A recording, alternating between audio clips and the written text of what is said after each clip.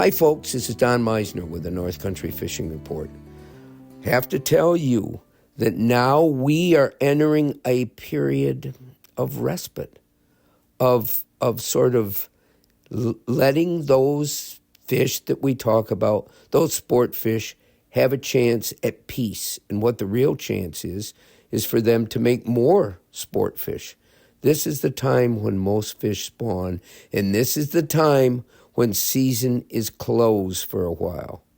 March 15th is the last day that people can fish for northern pike, for pickerel, for walleye pike, for all those sport fish species, because it's time for them to spawn.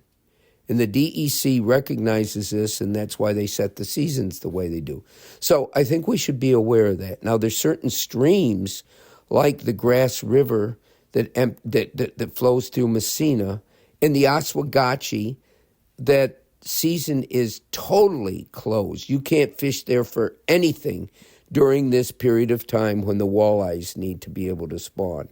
And we need to be aware of that. There's always a lot of special points in the seasons that it's important that you get a DEC periodical, a list. You can go online and find it. Be aware that in every area there's special regulations, and we have them in ours. The size of the northern pike that you can keep is bigger in the St. Lawrence and in the Great Lakes than it is throughout the rest of the state.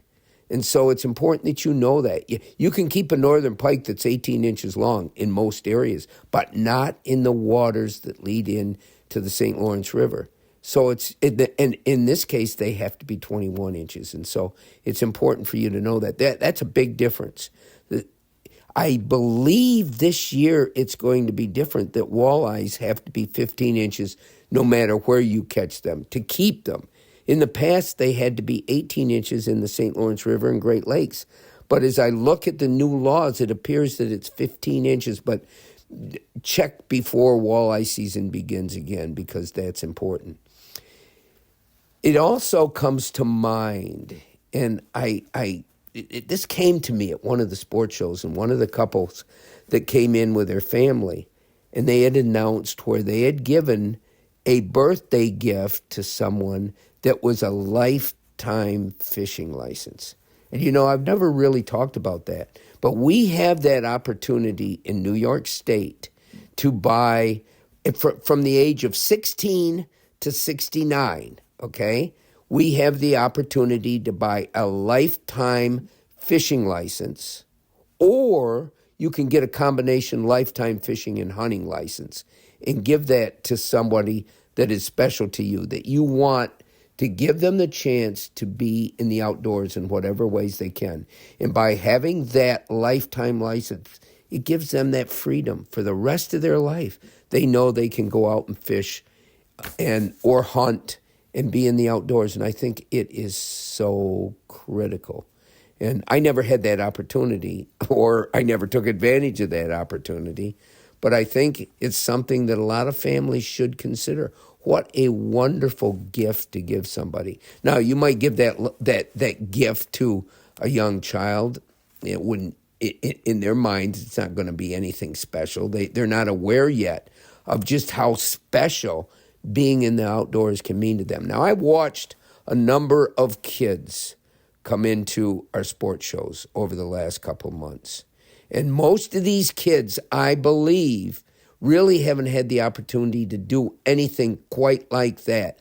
They're usually locked at home into their video games or their screens or their whatever, their cell phones all the time. And something like this doesn't mean much, but yet they go there, and all of a sudden you see them walking around and investigating different things. The things that we had in our booth that fascinated them was the TV screen showing fish being caught.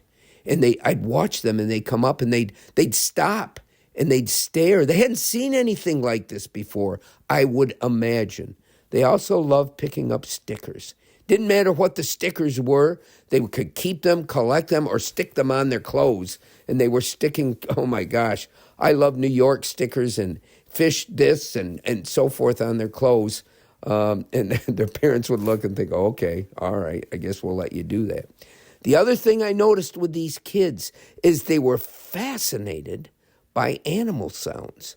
And so you saw kids going around, so apparently some of the booths were selling duck calls or something.